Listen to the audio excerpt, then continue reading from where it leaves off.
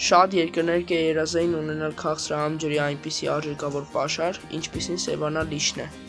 Բայց Սևանի կենսագրությունը անհաջող մի դրվագ փոխվեց լճի ճակատագիրը։ Խորհրդային իշխանությունը Սևանի ջրերը տնտեսական նպատակներով սկսեց օգտագործել 1923 թվականից։ Իսկ 1931-ին իրականացրեց Սևանա լճի մակարդակը 55 մետրով իջեցնելու գործողությունների ծրագիրը։ Այդ ժամանակ է, որ Սևանի կղզին վերածվեց թերակղզու, բնականիչվել էր, իշխանությունները հայտարարեցին աշխատանքները դադարեցնելու մասին։ Մակարդակի արհեստական իջեցումը հանգեցրել է լճի էկոլոգիական հավասարակշռության խախտման, ջրում թթվասնի պակասի, բարձրացել է ջրի միջին ջերմաստիճանը և աղտոտությունը, ձկան պաշարները կրճատվել էին մոտ 50 անգամ, որոշ տեսակներ իսպառ ոչնչացել։ Լիճը փրկելու համար որոշվեց Որոտան և Արփա գետերի ջրերը ուղղել Սևան կառուցելով և Արփա-Սևան թունելը։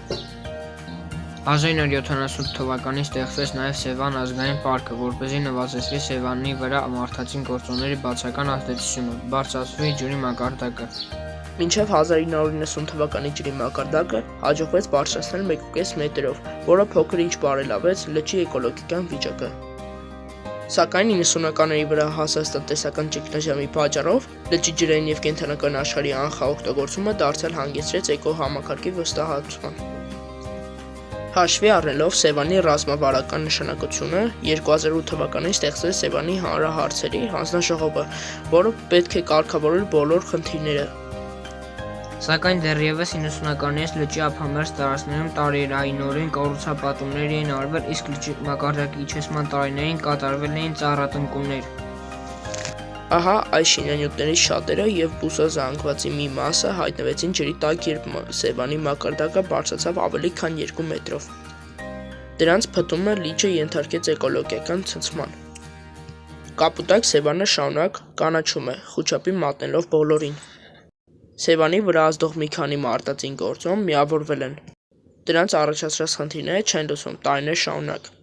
Լճի շրջակա քաղաքների ու գյուղերի, ինչպես նաև ափամերձ հանգստյան տների, ռեստորանների կոյուղաջրերի շարունակ լցվում է լիճը։ Շրջակա համայնքների գյուղատնտեսական հողերը գերպարարտացվում են։ Ազոտական ու ֆոսֆորական այդ պարարտանյութերը անձրևի և քամու միջոցով հայտնվում են լճում,